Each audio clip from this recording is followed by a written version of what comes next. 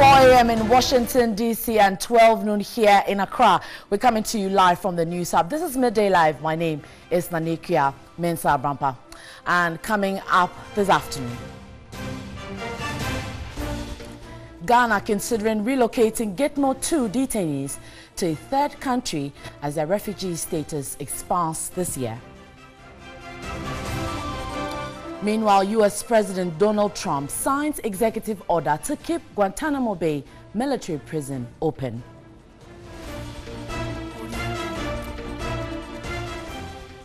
Industrial and Commercial Workers Union hints of a nationwide unrest if National Health Insurance Authority slaps 1% levy on salaries of formal sector workers.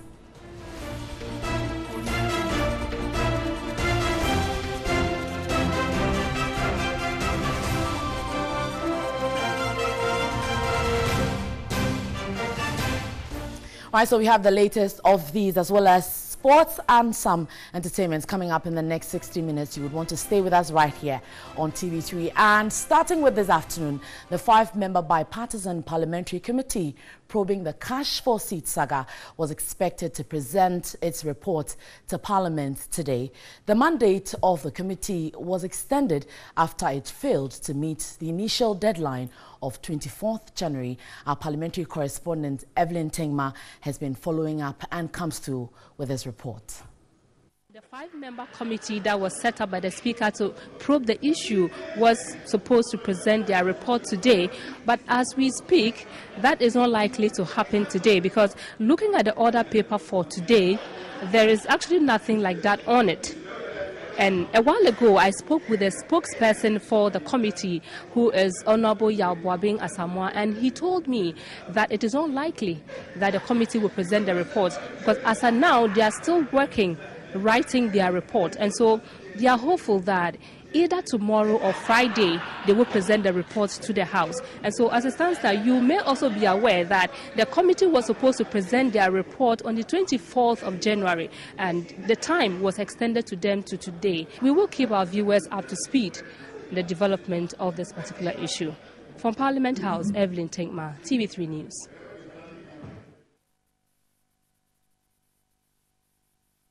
Well, I saw Evelyn Tengma there from Parliament bringing us that report on the cash for seat saga. Now to one of our developing stories talking about the ex-detainees, the Gitmo detainees. It is emerging that the refugee status granted to the 2 detainees from Guantanamo in 2016 expires this year. The refugee status ends in June this year and government is considering relocating them to a third country.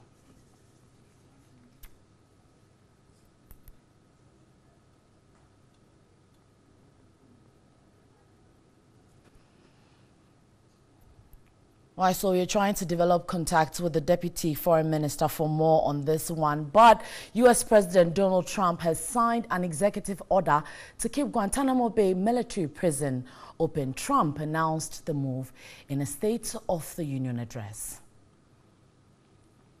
Another promise.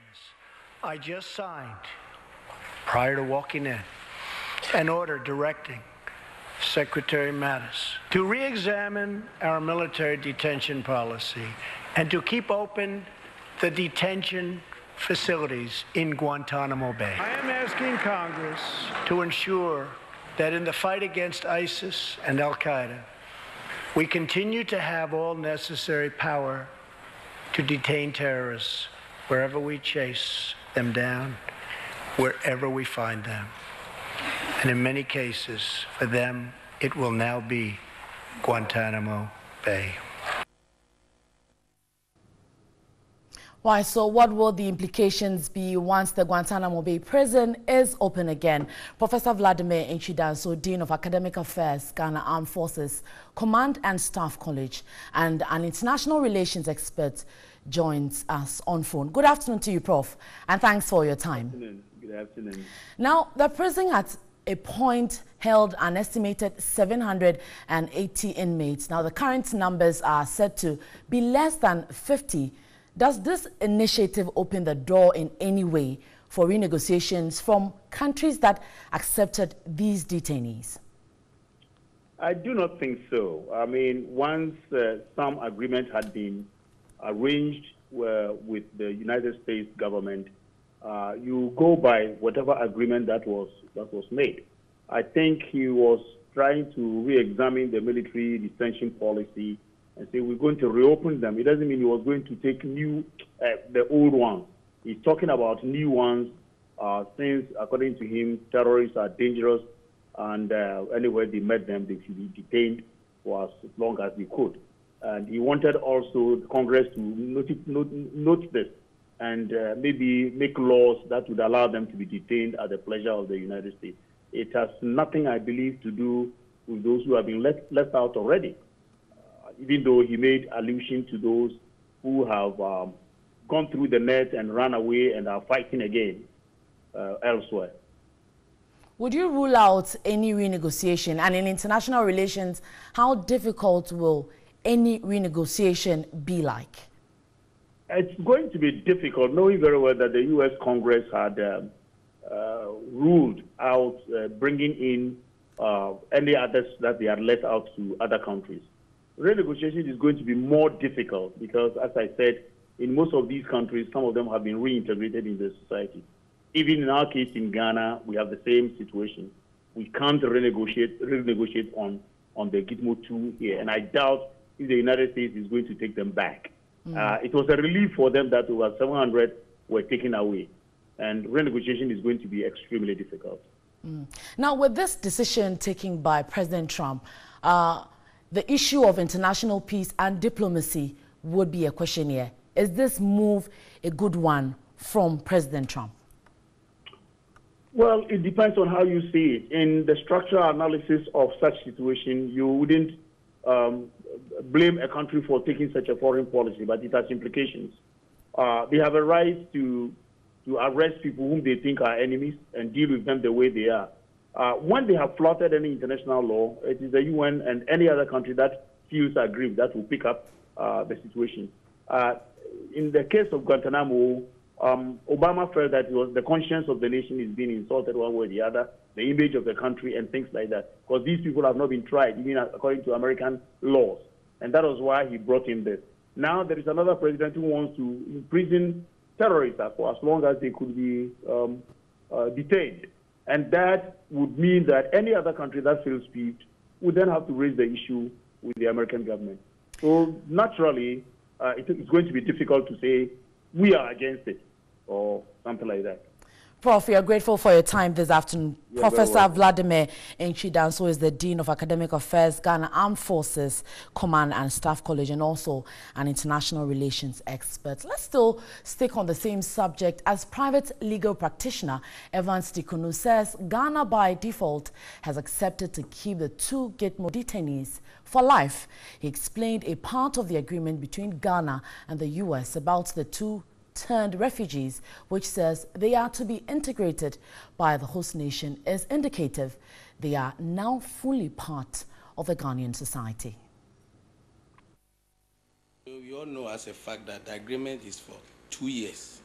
That is, the Gitmo 2 are supposed to be in Ghana for 2 years.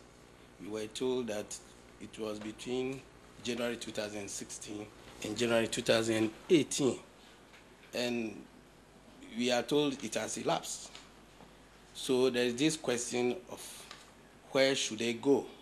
We are told that they were granted refugee status anyway. However, if there is a clause in the agreement that at the expiration of the term, that is the 2 years, they should be integrated into Ghanaian society. And at the same time, we have heard that they have been granted refugee status. For me, what I understand that to mean is that in spite of the fact that they've been granted refugee status, the mere fact that a clause in the said agreement says that they should be integrated into Ghanaian society, it means that they will no longer be under any restriction. You understand? What it means that they will no longer be under any restriction, like the way they did in the last 2 years when they were under that bilateral agreement between the U.S. government and the Ghana government. Let's now turn our attentions to health, and the Industrial and Commercial Workers Union has hinted of a nationwide unrest if the National Health Insurance Authority slaps 1% levy on salaries of formal sector workers. Now, according to the union, the NHIA should immediately audit its operations and explain how much has so far been contributed by the workers since the inception of the policy in 2003 before proposing a 1% levy. Formal sector workers currently pay 2.5 out of the 17.5% contributions from their Tier 1 pension fund to run the NHIA scheme. However, management of the NHIA is worried that the 2.5% deduction is woefully inadequate. In May last year, when the management appeared before the Public Accounts Committee of Parliament, it proposed a 1% levy to be slapped on alcohol and tobacco. This, the NHIA claimed, to raise enough funds to sustain the policy and increase its subscriber base. But government, through the Ministry of Health, has not concluded on the proposal. 8 months on, the management of NHIA is again pushing for another 1% levy on salaries of formal sector workers. The management argued it will help them achieve their target of 803 million cedis this year from 345 million cedis in 2016. But the ICU is warning the NHIA against the levy. If that will not work, we will not agree. We've done an assessment and we say, yes, they have a problem. But we've also heard how the NHIA was run down, the way monies were flying left, right, center, where services that had not been rendered were brought in as service rendered and monies were paid. That led to a huge debt. And then they've not also told us whether Senate is not, religiously paying whatever is deducting from us for them to get. Currently, the authority is inducted to a tune of 1.2 million cedis, out of which 800,000 cedis has been paid to service providers. The ICU again has called for proper auditing of NHIA operations before the levy. View ICU saying is that if the present government have been able to pay over 800,000 to meet the 1.2 billion, where did that money come from? That money could locally find its way to go and support them. If not, we are also pushing further that all the beneficiaries who are not contributing anything by way, of the first year 2.5, they should find a way and get those people to contribute to it, no matter how small they will even contribute. But to come to the formal sector, because that is where it is easier to reach, we see that as a lazy approach to make money. However, in a telephone interview, the Public Relations Officer of the Minister of Health, Robert Kujo, said discussions are still ongoing and the ministry will meet Labour to resolve their problems. Let's turn away from health now to one of our developing stories, talking about the ban on some local names. Well, a sociologist and senior lecturer at the Center for Social Policy Studies has chastised the Births and Deaths Registry for attempting to solve its operational challenges with directives that have negative socio-cultural implications. Dr. Stephen Afrani is of the view the registry needs a social anthropologist to conduct an in-depth research into the various Ghanaian lineages and their naming systems in order to draw a line suitable for registration formats that satisfies the need of the people it serves.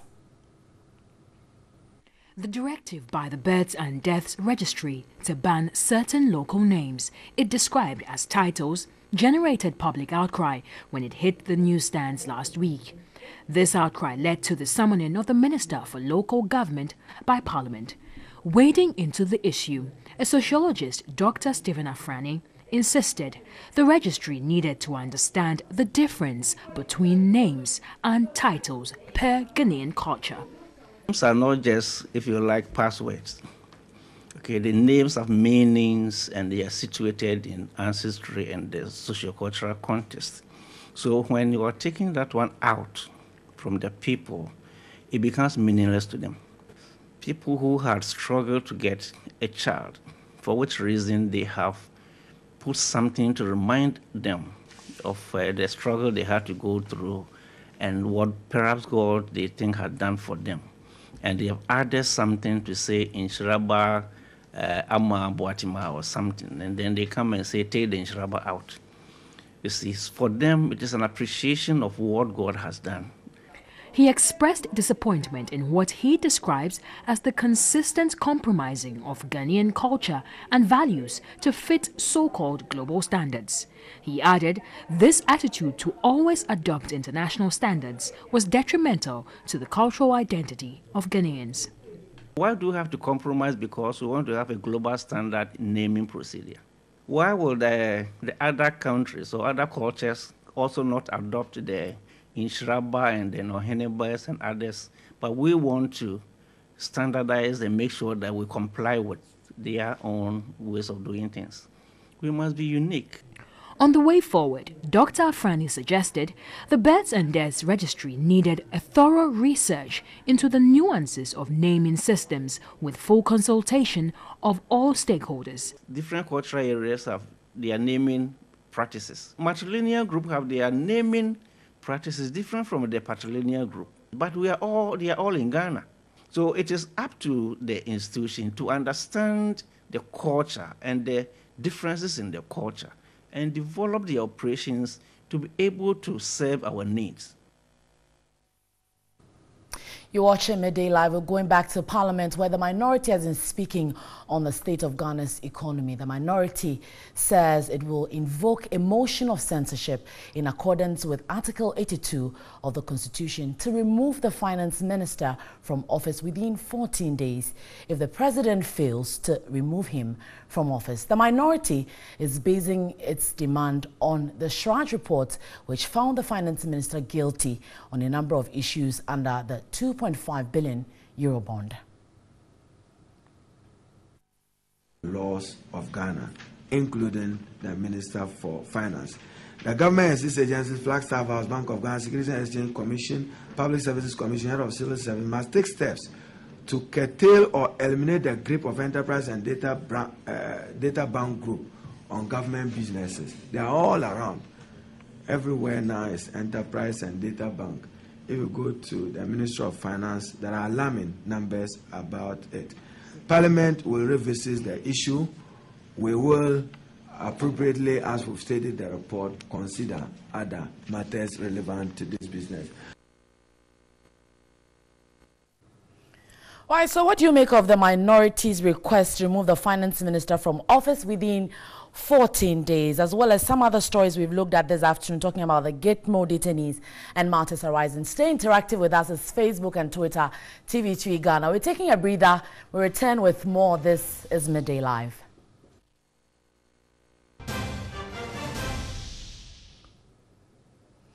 All right, thanks for staying with us on Midday Live, and we continue with more this afternoon. Let's talk about water shortage, and water shortage looms as supply to most parts of the country will soon be rationed to ensure equitable distribution.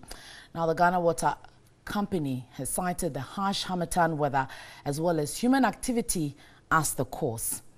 The destruction of water bodies for construction, some being turned into refuse dumps, and pollution from illegal mining have destroyed several water bodies across Ghana. And this afternoon we'll be speaking with Daryl Bosso, who is the Deputy National Director, Operations at Arocha Ghana, an environmental NGO.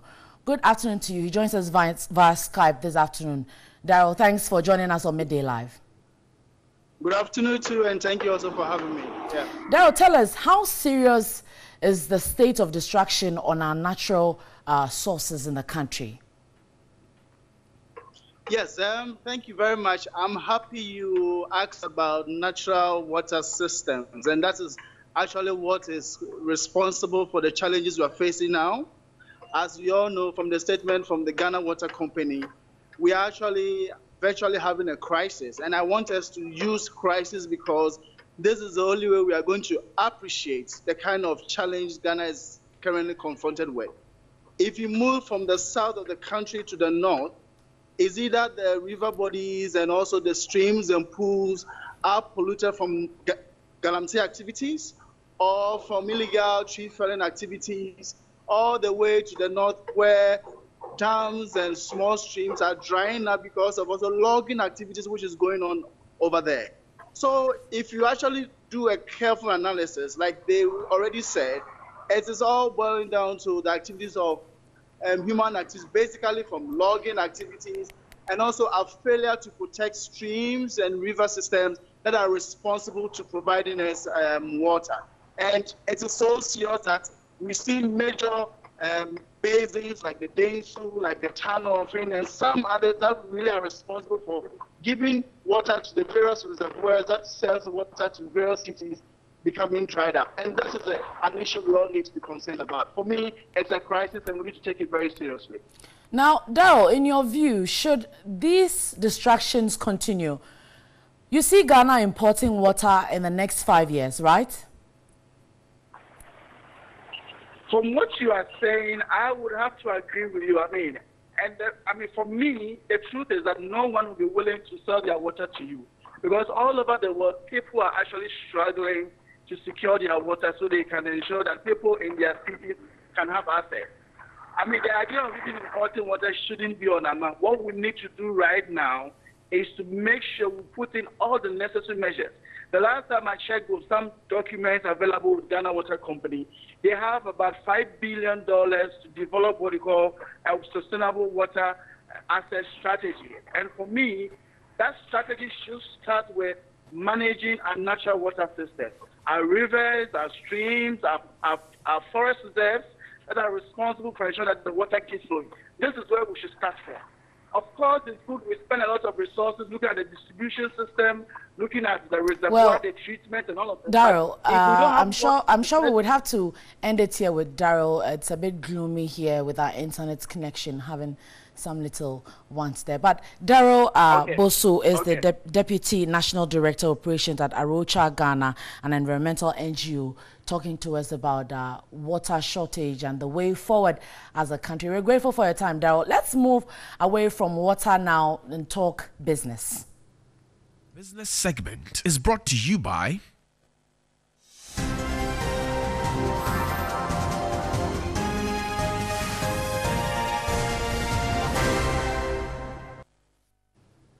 And in business this afternoon, Ghana's first floating production storage and offloading FPSO vessel, FPSO Kwame Nkrumah, is scheduled to shut down from Thursday, February 1 for maintenance work. The shutdown will lapse 3 weeks, after which the vessel will undergo another shutdown in March and November this year. This was disclosed by a petroleum engineer at the Ghana National Petroleum Corporation GNPC, Albert London, at a workshop on the 2017 annual report on the petroleum funds. The first shutdown is intended to repair the damaged turret bearing of the Jubilee FPSO, with a total production of oil expected to increase to 170,000 barrels a day in 2018.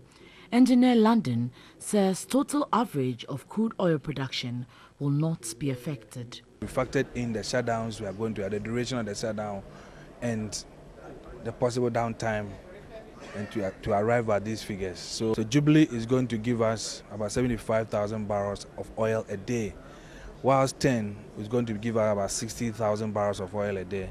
And Sankofa GMA will give us about 35,000 barrels. That gives us the 170,000 barrels from these three fields. Oil production from the Jubilee field was fairly stable during the year under review, with an average 89,725 barrels of oil per day, as against a target of 66,202 barrels of oil per day.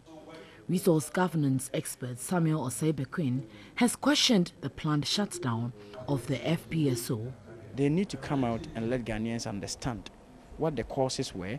Was it that by the time of the design or when we went to purchase the FPSO, we did not do a better due diligence to ensure that these engineering problems were not going to happen after 5 to 8 years into production? I think it's important for us to question not just GNPC, but the operator Tullow as well. Head of the Energy, Oil and Gas Unit at the Finance Ministry, Dr. Joseph Asenso, however, insists the 10-week shutdown will not have any negative impact on revenue target and production. The price that we used in the budget was $57.36 per barrel. As we speak now, it stands at $65. So there is somewhat a windfall between our projection and then the actual. So the shutdown has been factored in the projection, and we do not expect any adverse implications if we stay within the 10-week period of shutdown. Well, so according to the Ministry of Finance, this activity, which would kickstart tomorrow, talking about the shutdown, would not have any adverse effects on the revenue targets for 2018. But is that really the case? What would be the implications? The Executive Director of KITE, Ishmael Ejekumhene, joins us on the phone. Good afternoon to you, sir, and we're grateful for your time. Good afternoon. Now, the scheduled maintenance of the FPSO Kwame Nkrumah should have been carried out in December 2017, but will now occur from February 1 to 21. What are the likely implications of the shutdown? Well, it really doesn't make any difference in terms of whether it happened last year or this year, because it would have been shut down anyway, and that would have meant days of lost production. So for me, it's just we only postponed the inevitable shutdown by a couple of months. But in terms of its effect, and its impact, it's been said, and I've read reports from all key stakeholders. The total projected production of oil from the Jubilee fields this year, as was used in the budget, was around 75,000, close to 76,000 barrels a day. And these shutdowns have been factored into the production. So in terms of revenues and in terms of expected income from the petroleum sector, has been factored into what we expect this year. For me, the impact will be the inability to, the inability to get gas flowing from the Jubilee fields, because we rely a lot on that gas for not only power production, but the significant volumes of ILPG is also coming from the Atuabo. So for me, the short-term impact will be mainly the impact on power production and also supply of LPG, not so much on revenue, because it's been built into our projections already.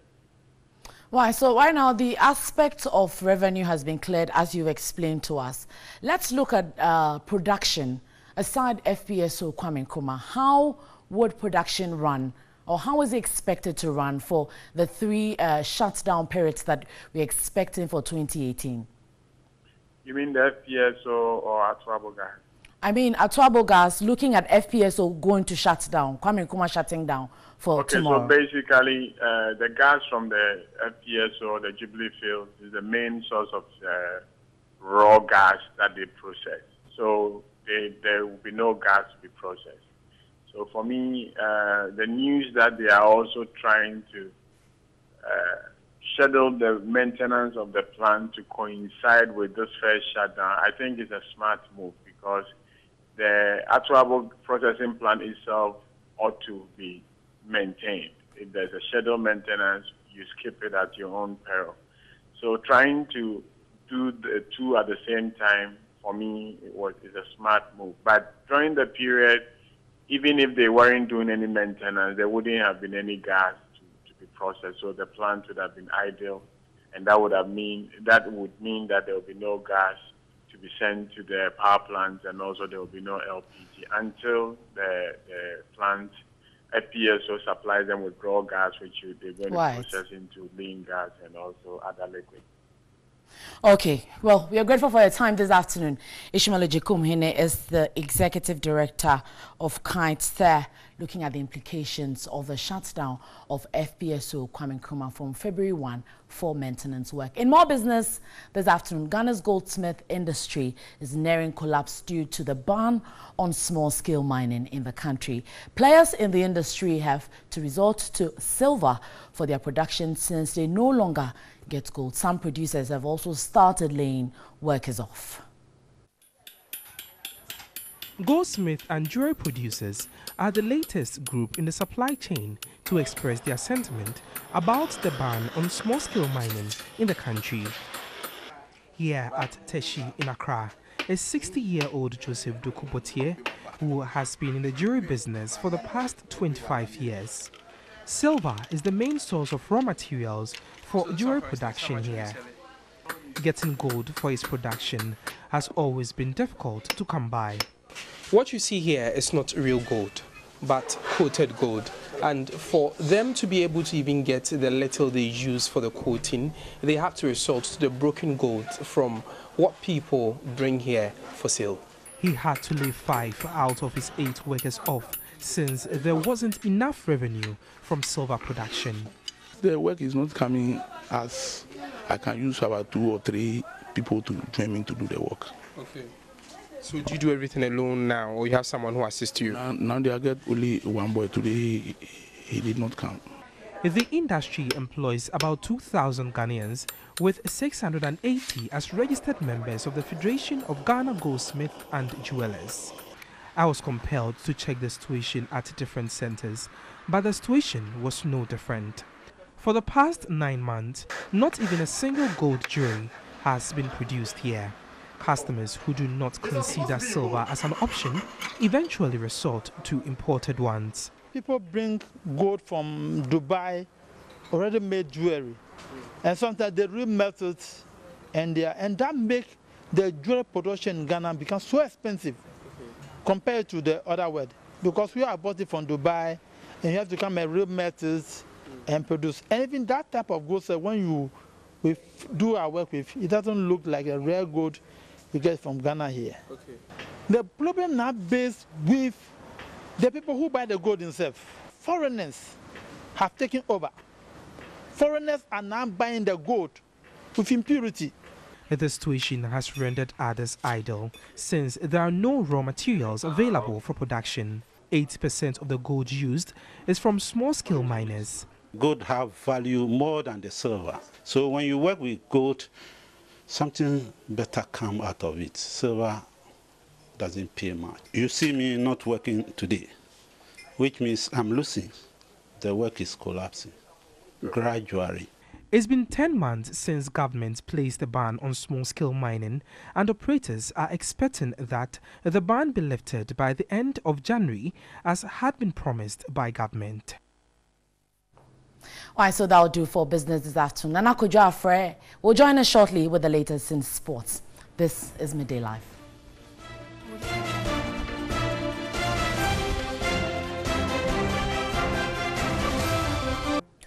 Good afternoon. Welcome back to Midday Live here on TV3. My name is Nana Kojo with the sports updates. Let's begin with the biggest news coming in from England, London to be specific, where Arsenal have signed Gabon striker Pierre-Emerick Aubameyang from Borussia Dortmund in a club record £56 million deal. The Gunners had 2 bids for the 28-year-old rejected by Dortmund before agreeing a fee that eclipses the £46.5 million in July paid for Alexandre Lacazette. Arsenal says the 2015 African Footballer of the Year had joined on a long-term contract. Aubameyang scored 141 goals in 213 games for Dortmund since 2013, including 21 in 24 matches this season. He was named Bundesliga Player of the Year in 2016, and last season was the German top-flight most prolific scorer with 31 goals. He has played 56 times for Gabon, scoring 23 goals in the process.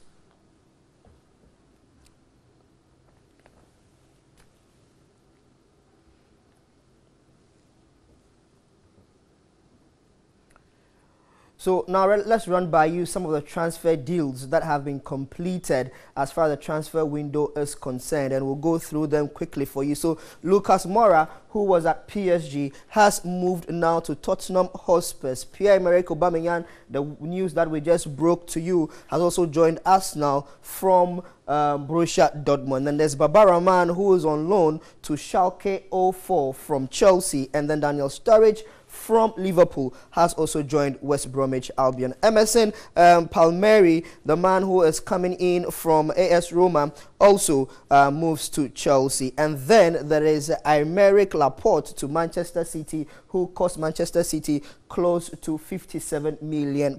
He is coming in from Athletic Bilbao. And then there's Michy Batshuayi, who is going to Dortmund and from Chelsea. And there's Alexis Sanchez, the man who moved from Arsenal to Manchester United. Still on some transfer news though, Swansea City are breaking their transfer record to re-sign Andre Ayew in a deal worth up to £18 million. Ayew could be returning to the Liberty Stadium from West Ham in a record deal that eclipses the £15.5 million paid for striker Boja Baston in 2016. West Ham rejected a £14 million proposal from the Premier League stragglers last weekend, but Swansea have improved their offer. Manager Carlos Carvajal blocked West Ham's attempt to recruit Ki Sung-yong as part of that deal. But hopefully, by close of transfer deadline, we will see Dede Ayew joining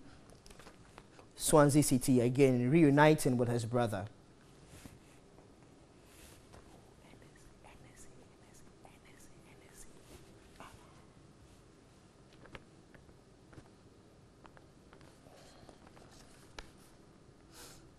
Now let's return back home and go to Kumasi, where Director of the National Sports Authority in the Ashanti region, Joshua Mensah, has revealed that the Baba Yara Sports Stadium in Kumasi has been exclusively reserved for funerals and other social activities on Saturdays. According to the official notice from the NSA boss in Kumasi, it has become necessary to have the stadium out for funerals and other social activities to enable them to raise funds to maintain the facility, which is fast deteriorating. He also confirmed that his decision has backing from the Director General of the National Sports Authority, Robert Safo Mensah.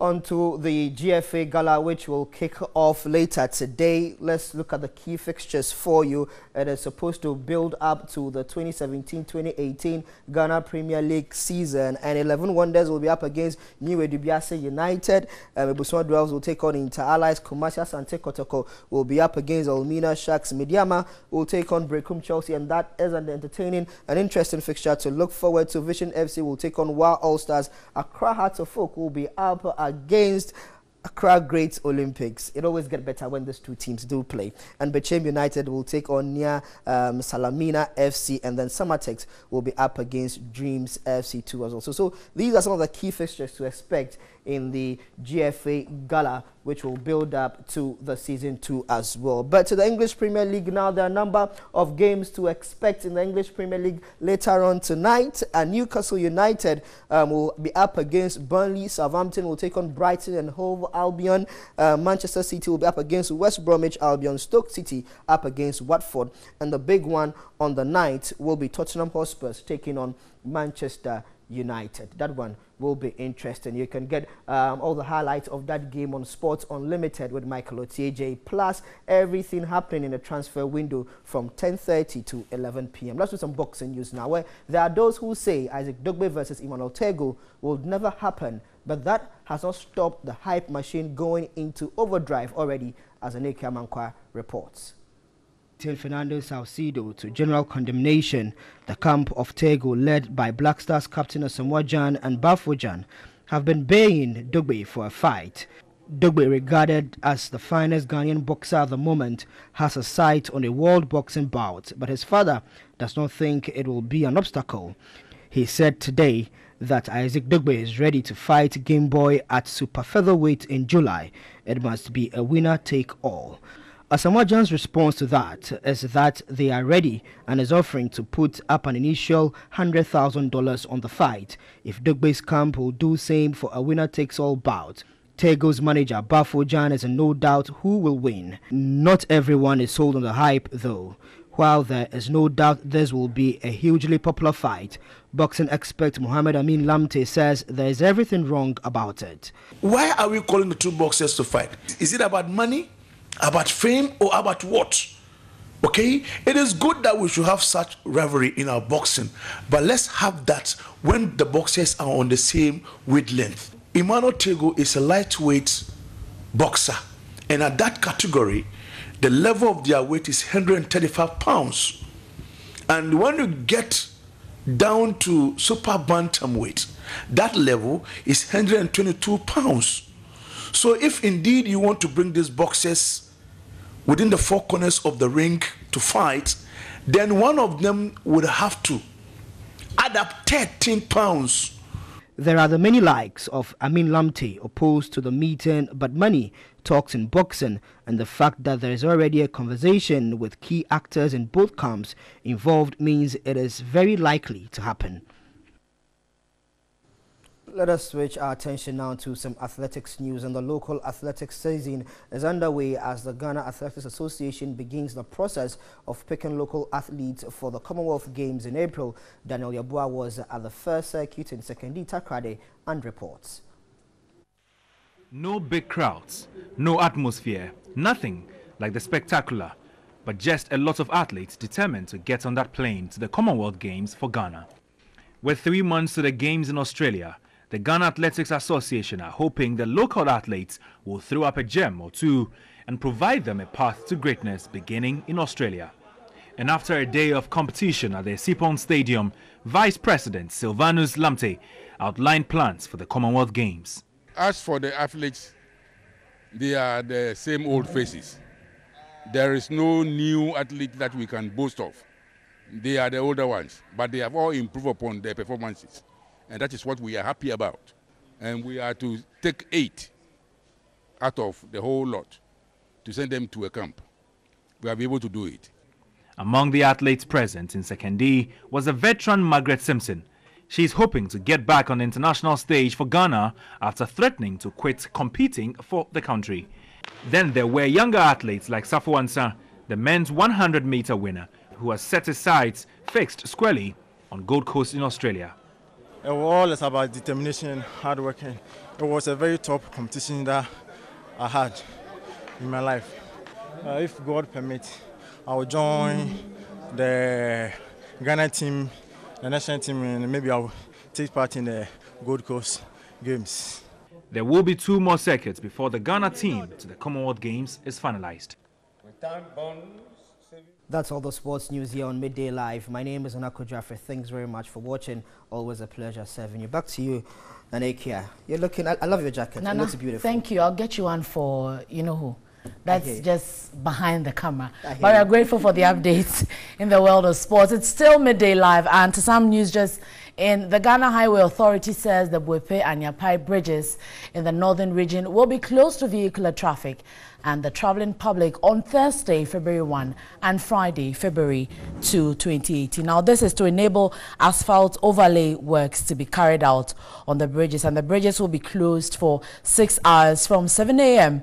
to 1 p.m. each day. Now, a statement issued by the Chief Executive of the Ghana Highway Authority appealed to those who cannot afford the 6-hour wait to use the following alternative routes. For the Western Corridor, Accra, Kumasi, Techiman, Wenchi, Bamboy, Bole, Wa, the Eastern Corridor, Accra, Tema, Esikuma, Hoho, Ejasikan, Nkwanta, Otidamanko, Bembela, Yendi, or Accra, Tema, Esikuma, Havekpando, Rara, Jasikan, Nkwanta, Otidamanko, Bembela, and Yendi. Well, there are other alternative routes for the Central Corridor as well as the Western Corridor. The motorists are advised to adhere to directional and safety signs that will be made available at appropriate sections. Any inconvenience caused is deeply regretted. And you can get all the corridors as well as the full detail on our website. Why? So you can get all on 3news.com. Just visit the website 3news.com for a full report from the Ghana Highway Authority on these alternative routes given. Let's do some entertainment now.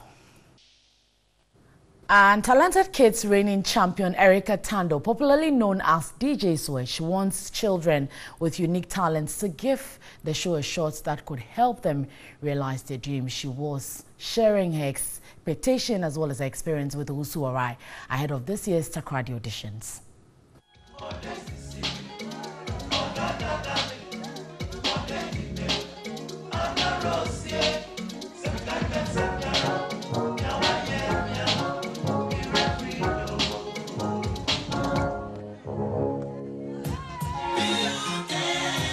DJ and prodigy Erica Tando, aka DJ Switch, was a delight to watch during the 2017 Talented Kids. You're making us enjoy what you're doing. It's like a lot of things compiled, all coupled up in one. The Wonder Kid is well known for her mastery in DJing, and there is never a dull moment with her.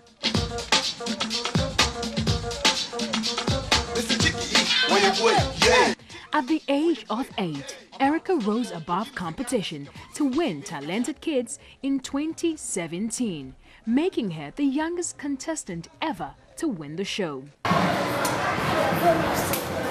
The pupil of Talented Royal International School was filled with pride as she looked back at her exploits. I felt very happy. Very happy. And great. It has helped me to be more confident. It has helped me to know how to relate with people. I feel very happy meeting such people. Fast forward to 2018, hundreds of prospects will be hoping to fill her shoes as the search for her successor is underway. The 9-year-old wants children with unique talents to go for gold. I expect all the children going for the Talented Kids to be more confident, and I want them to be serious about whatever they'll do. I wish them good luck. The Takrady auditions of the show will take place on January 30 and 31, 2017. That of the Greater Accra region is scheduled for February 2 and 3, and already some schools have lined up talents for the audition. Edward Affo is the Executive Director of Talented Royals International School. About 50% of our children here have the talent. Our own DJ Swish is a DJ. So we're also coming to show to you that yes, indeed, this school is not just by the name. We've got children here playing piano. They can play piano and you dig a boogie here. And I want to tell all parents that if they've seen such talents or talents in their world, they should push them and help them bring out their talents. They'll never regret. And still on entertainment this afternoon, President Akufo-Addo has paid a glowing tribute to legendary South African jazz trumpeter Hugh Masekela. The president, who attended a service for the acclaimed musician in Johannesburg, South Africa, said it was difficult to believe the news of his death. What an amazing life he lived and did virtually everything he wanted to do. We met a long time ago, nearly 50 years ago, and he was already a legend. The president eulogized him. To the president, Hugh Masekela distinguished himself, and his works will remain unique and unparalleled.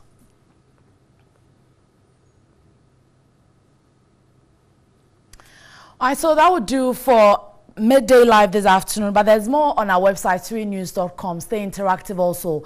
TV3 Ghana on Facebook and Twitter. That would do. My name is Nanekia Mensah Brampa. Have a good afternoon. Enjoy your lunch.